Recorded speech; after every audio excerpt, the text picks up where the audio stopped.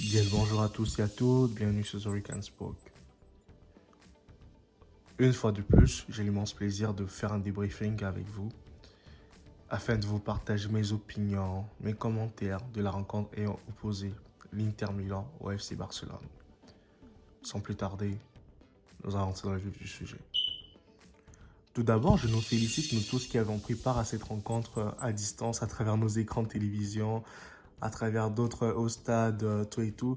C'était une rencontre historique, un match à ne pas manquer. C'est un match où il fallait être pour vraiment écrire l'histoire à nouveau, car cela fait, je crois, aujourd'hui 12 ans que l'Inter n'avait plus battu le Barça à Giuseppe Meazza ou encore San Siro pour ceux qui connaissent le nom.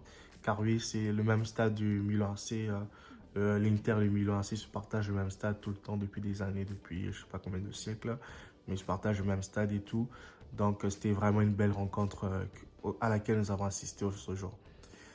On a vu une équipe du Barça qui n'a même pas du tout existé en première mi-temps, une équipe du Barça qui était aux abonnés absents, un Robert Lewandowski qui était timide, qui était calme. Ça fait bizarre de voir Lewandowski dans ce genre de configuration, être aussi calme, aussi timide, qui ne branche même pas un peu là. C'est franchement décevant de voir Lewandowski dans cette position, mais c'est dû au fait que on a retrouvé une équipe d'Inter Milan qui a su défendre, qui s'est souvenu de ces beaux moments, ces moments glorieux de l'époque avec José Mourinho lorsqu'ils ont gagné en 2010 contre le Barça à l'époque pour aller remporter la Champions League. On a vu tout le monde défendre, même le grand Samuel Eto'o avait défendu à cette période-là. Il était en défense, la jeu latéral et tout.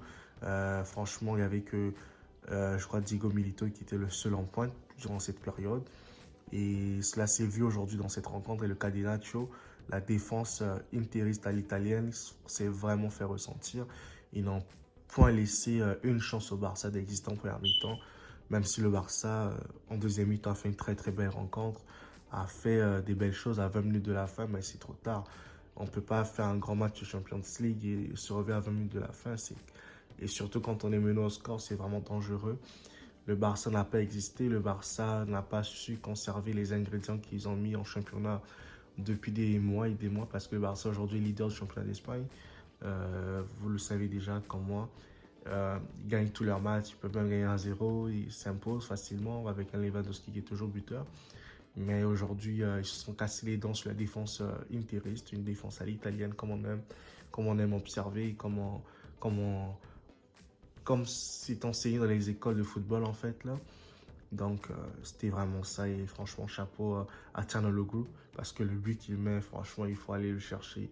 Il faut vraiment vraiment être inspiré pour pouvoir mettre cette frappe là et créer ce beau but qu'il a su magnifier en ce jour.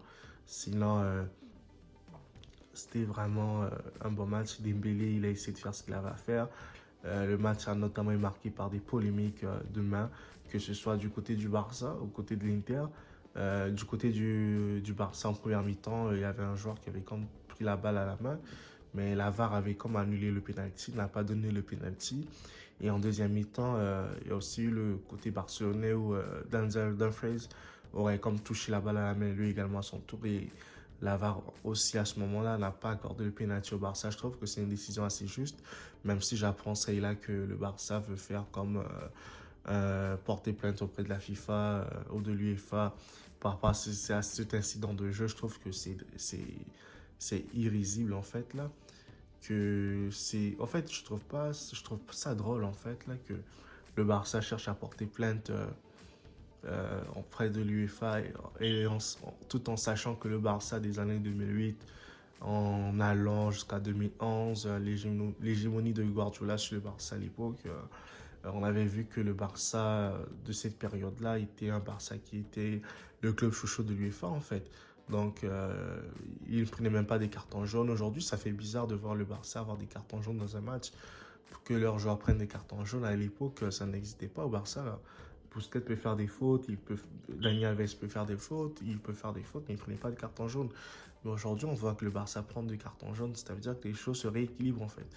Donc, ça veut dire que cette plainte auprès du FA, je trouve ça vraiment nul. Je trouve pas ça franchement intéressante. Mais je veux juste dire pour le beau jeu, le spectacle. Je trouve que la VAR a fait son job. La VAR a bien arbitré le match aujourd'hui. Et bon, on souhaite bonne chance au Barça au Camp Nou pour qu'ils reviennent en forme parce que le match c'est dans une semaine. Cela va être le mercredi prochain. Bonne chance au Barça. Je ne sais pas si on réussira à avoir un bon résultat à l'Inter. Chez eux au stade, dans leur stade face à l'Inter Milan. Mais en tout cas, bonne chance à eux et bonne chance aux Interistes parce qu'ils se sont souvenus des bons moments. Ils sont rappelés au bonheur de l'époque et avec un bon gardien comme André Onana qui a vraiment fait son match, même si pendant la trêve avec l'équipe du Cameroun, ils ont perdu sur des scores franchement qui ne reflètent pas cette équipe camerounaise là. Mais André Onana aujourd'hui, il a franchement tenu son rang, il a bien défendu, il a bien gaulé et franchement, c'est tout le mérite leur revient à eux et franchement, félicitations à tout le monde. Quant à moi, je vous dis à très bientôt pour une nouvelle vidéo. Restez branchés sur The Rican Spoke. Si vous n'êtes pas encore abonné à la chaîne, écoutez, n'hésitez pas à vous abonner, à mettre un like à la vidéo, à commenter, à partager tout autour de vous afin qu'un grand nombre de personnes soient au courant de notre chaîne et que nous puissions toujours continuer à avancer ensemble. Allez, moi je vous dis à très bientôt et merci pour le support, merci pour le soutien. Peace.